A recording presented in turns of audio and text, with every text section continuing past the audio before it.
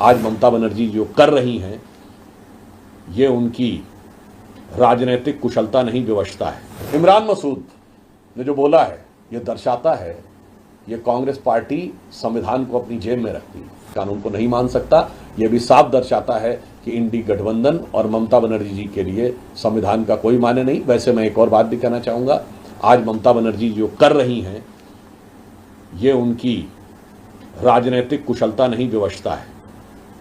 क्योंकि अब कट्टरपंथी तत्वों के हाथ में तृणमूल कांग्रेस की सरकार बंधक हो चुकी है।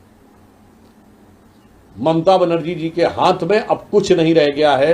पश्चिम बंगाल उनके शासनकाल में उपद्रवी तत्वों के हाथ से होते हुए अराजकता की तरफ बढ़ता हुआ जा रहा है। इसलिए उनका ये बयान देश के लिए बहुत घातक है। पर मुझे लगता है कि आज वो चाह कर भी इसके विरुद्ध जाने का साहस नहीं रख सकती। कोई भी जिला पंचायत राज्य विधानसभा से पारित कानून के बाहर नहीं जा सकती। कोई राज्य सरकार केंद्र के द्वारा पारित कानून के बाहर नहीं जा सकती। उसके बाद यदि वो इस प्रकार की बात करते हैं तो इसका अर्थ हो गया कि वो संविधान को जेब में रखते हैं। और प्रधानमंत्री श्री नरेंद्र मोदी जी के नेतृत्व में भारतीय जनता पार्टी और एनडीए संविधान को दिल में रखते हैं। तो ये मुकाबला संविधान को अपनी जेब में रखने वाले लोग और संविधान को अपने हृदय में रखने वाले लोगों के बीच में है। और आज यदि वो इस प्रकार की बात करते हैं तो बाबा साहब के संविधान का तो अपमान कर रहे हैं और अपनी सरकार के द्वारा पारित वह संविधान संशोधन जो कांग्रेस सरकार ने पारित किए थे 73वें और 74वें, जिसको उन्होंने क्रांतिकारी कहा था, उसको वो ध्वस्त करने का करते हुए दिखाई पड़ रहे हैं। और यदि झारखंड के मंत्री ये कहते हैं कि उनकी नजर में शरिया संविधान से ऊपर है, तो हम तो बहुत साफ कहना चाहते हैं कि आज बाबा साहब अंबेडकर की जन्म जयंती है और प्रधानमंत्री श्री नरेंद्र मोदी जी के नेतृत्व में भाजपा और एनडीए का यह संकल्प है कि हमारे लिए संविधान का सम्मान सबसे ऊपर है। अब मैं इंडी गठबंधन और कांग्रेस पार्टी से साफ पूछना चाहता हूं कि आपकी नजर में बाबा साहब का संविधान ऊपर है या शरिया का निशान ऊपर है? ये आपकी उस कार्रवाई से साफ हो जाएगा कि आप झारखंड में ऐसे तत्वों पर और जो लोग बोल रहे हैं उन पर कोई कार्रवाई करते हैं नहीं।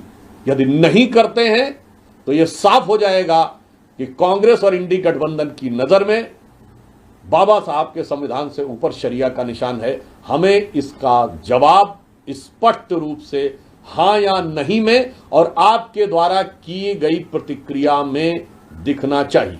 बाबा साहब के उनके जीवन काल में कौन दुश्मन था, ये बात अनेक तथ्यों में और साहित्यों में भरी पड़ी है।